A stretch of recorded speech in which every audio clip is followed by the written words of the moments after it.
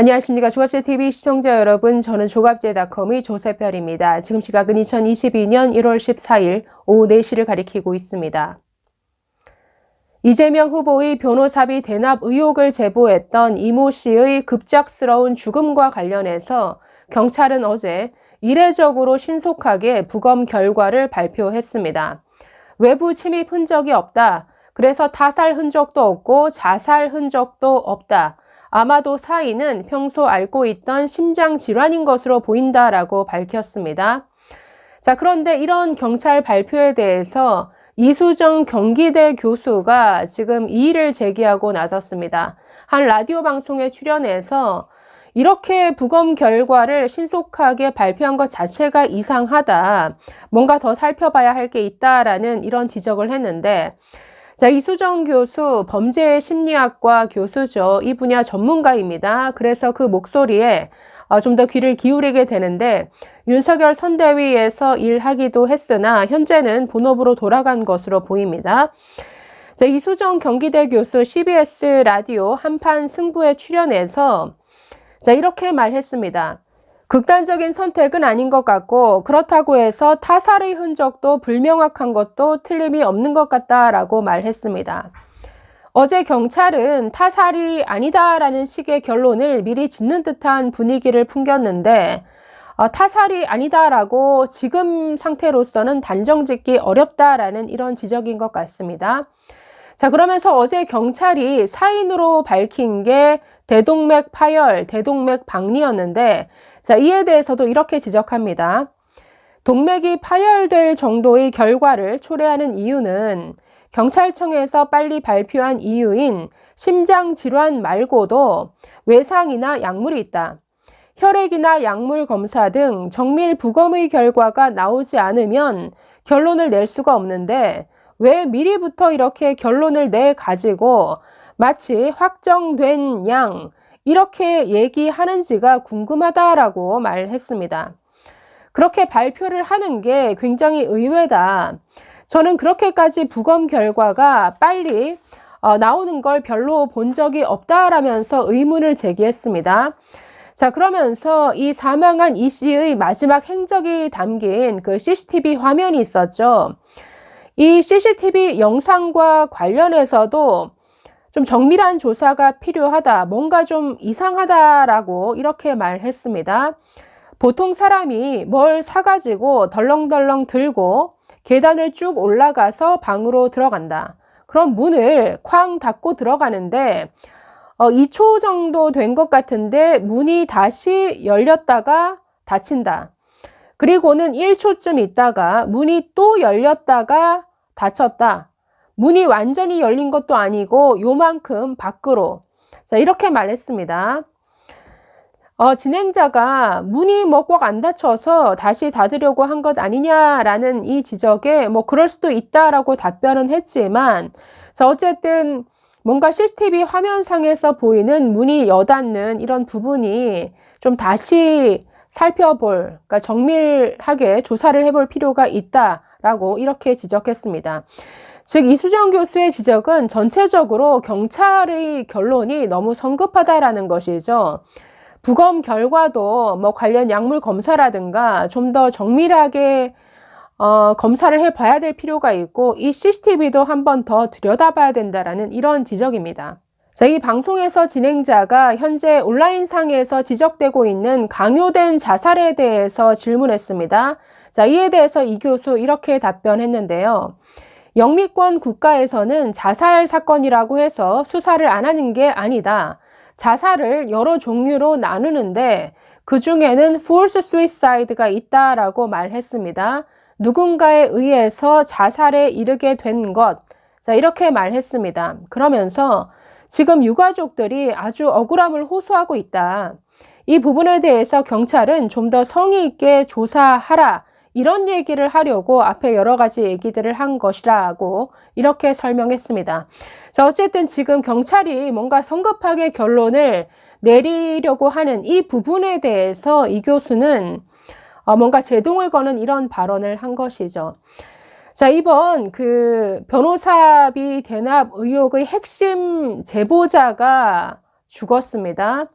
자, 그런데 이렇게 죽음에 이르기까지 검찰이 이 수사를 너무나 오랫동안 뭉갰기 때문에 이런 죽음까지 나오게 된 것 아니냐, 이런 지적들이 많은데, 자, 오늘 조선일보 사설이 이걸 굉장히 잘 정리를 했습니다. 이 사설을 읽고 마무리하도록 하겠습니다.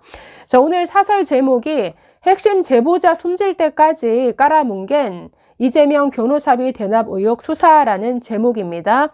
자, 읽어보겠습니다. 경찰이 이재명 후보의 변호사비 대납 의혹 첫 제보자 이모 씨가 심장질환으로 숨진 것으로 보인다는 국립과학수사연구원의 부검 소견을 발표했다. 유족 측 대리인은 고인이 전하고 싶었던 메시지에 집중했으면 좋겠다라고 했다. 숨진 이 씨가 제기한 이 후보의 변호사비 대납 의혹이다. 이 사건은 이 후보의 선거법 위반 재판과 아내 김혜경 씨에 대한 검찰 수사의 변호사 수임료를 모 기업이 이 후보를 대신해 지불했다는 의혹이다. 이 과정에 조직폭력단 출신들이 관여했다는 의혹도 받고 있다. 이 후보는 당시 30여 명의 변호인단을 꾸렸지만 총 수임료로 2억 5천만 원을 송금했다고 밝혀서 대납 의혹이 일었다. 상식적으로 너무 적었기 때문이다. 제보자 이 씨는 의혹을 밝혀줄 증거라며 수임료를 대납받았다는 변호사와의 대화 녹취록을 검찰에 제출했다. 이 문제는 작년 민주당 대선 후보 경선 과정에서 본격적으로 제기가 됐고, 한 친문단체가 작년 10월 7일 이 문제로 후보를 검찰에 고발했다. 대장동 사건과 비슷한 시기다. 지금 재미난 것은 이 의혹을 처음 제기한 쪽이 친문단체라는 겁니다. 지금 민주당은 이재명 지지자들과 사실 이낙연 지지자로 완전히 갈린 상태입니다. 아주 원수지간보다 더하게 으르렁대고 있는데, 반대 진영에서 사실 이 문제 제기를 해서 수사에 착수가 된 것이죠. 자, 계속 보겠습니다. 변호사비 대납 의혹은 가벼운 사안이 아니다. 이명박 전 대통령은 변호사비를 기업에 대납시켰다는 이유로 뇌물수수죄가 인정돼 중형을 선고받았다. 하지만 이재명 후보 변호사비 대납에 대한 수사는 거의 이루어지지 않았다. 고발 한 달 뒤 뒤늦은 압수수색이 지금까지 검찰 수사의 전부라고 해도 지나친 말이 아니다. 검찰은 당초 이 사건을 대장동 수사팀이 있는 서울중앙지검에 맡겼지만 얼마 후 이 후보의 대학 후배가 지검장으로 있는 수원지검으로 이첩했다. 수사를 지휘하는 부장검사도 대납 의혹 당사자인 이 후보의 변호사와 검찰에서 함께 일했던 법조계 후배라는 사실도 알려졌다. 봐주기 수사를 하려고 일부러 인연이 있는 수사팀을 골라서 사건을 배당했다는 비판이 나오지 않을 수 없다. 검찰은 고발인을 조사할 때도 왜 민주당 서울 경선 직전에 고발했느냐라며 사건 본안보다 고발 의도를 더 캐물었다고 한다. 검찰이 이렇게 수사를 질질 끄는 사이에 핵심 제보자이자 증인마저 세상을 떠났다. 검찰은 심지어 이 후보의 변호사비 내역에 대한 자료조차 없다고 한다. 확보하지 못한 것이 아니라 안 한 것이다.